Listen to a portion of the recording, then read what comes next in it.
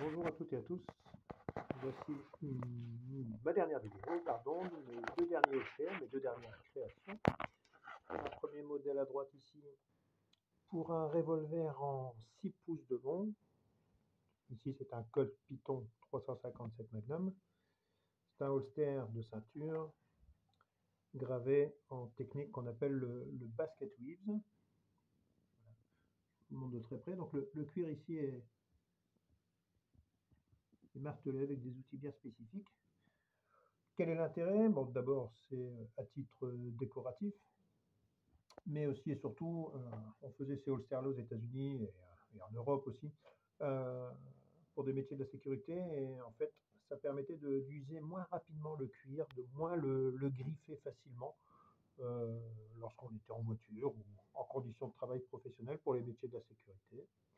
Donc ici, on est au jour d'aujourd'hui, ici, et pour moi en tout cas, on est ici juste dans le design et le plaisir de faire de la décoration sur le cuir. Ici derrière ça s'enlève, hein. C'est juste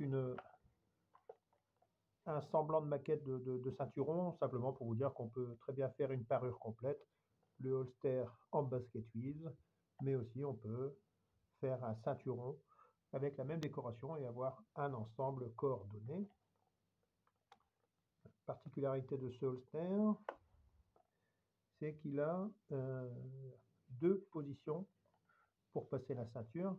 La position classique horizontale, et puis on a ici ce qu'on appelle ici une position dite FBI, où on va pouvoir incliner l'arme différemment. Alors là, avec une main, comme à chaque fois, vous savez, c'est pas évident, je vais essayer d'enlever.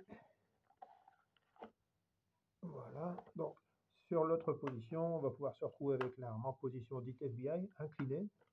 Donc ici, c'est un holster pour un droitier. Donc on le porte côté droit, à la hanche forte, et puis on peut, en fonction du passant utilisé ici derrière, donner une inclinaison de cette nature ou de cette nature, ou tout droit. Trois positions finalement. Toujours le bouton par sécurité coup de pouce.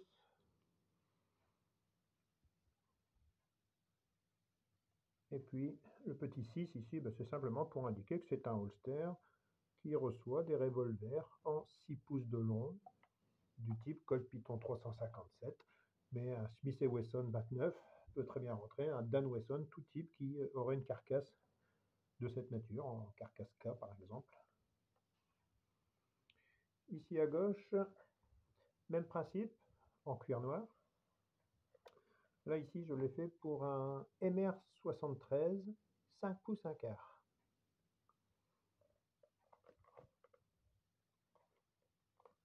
Même chose, vous voyez.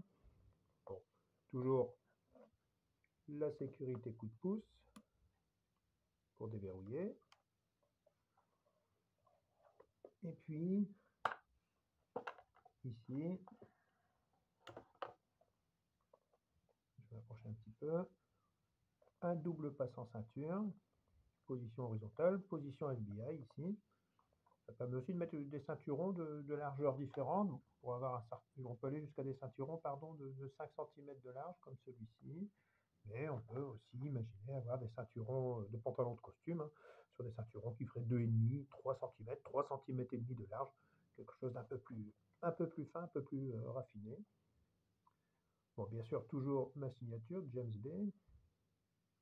Et puis, ici, les spécifiques, identifiés, sérigraphiés, MR73. Et puis ici, tout en bas, la taille du canon, 5 pouces 1 quart. Voilà, ce qui fait que lorsqu'on prend le holster pour la première fois, on peut savoir de quoi on parle. Est-ce que c'est vraiment un holster pour 3 pouces, 4 pouces, 5 pouces, 5 pouces 1 quart, 6 pouces, voire plus, hein, 6 1 quart. On peut aller jusqu'à des holsters de 8 pouces, déjà fait pour des revolvers de 10 pouces de long. C'est assez imposant. Voilà, donc ici, bon, les cuirs, vous les connaissez, je vous l'ai dit dans chacune de mes vidéos, c'est du cuir de collet en tannage végétal.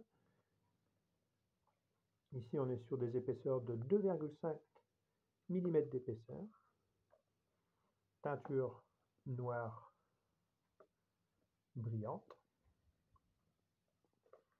Donc la teinture noire et puis une couche de vernis incolore pour protéger le cuir, elle donne un aspect brillant.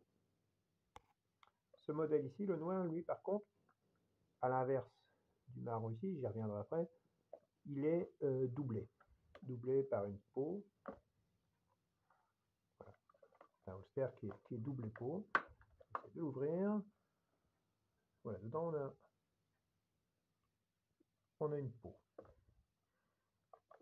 Voilà, donc on peut dire que d'un point de vue technique, on est sur une version un peu plus soutenue, un peu plus luxueuse du fait qu'il y a une doublure en peau de vachette, peau de daim, en fonction, on peut choisir les doublures que l'on souhaite. Ici, là, je suis sur du daim.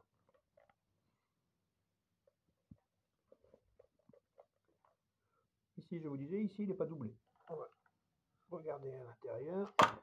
Hop, on est directement sur le cuir.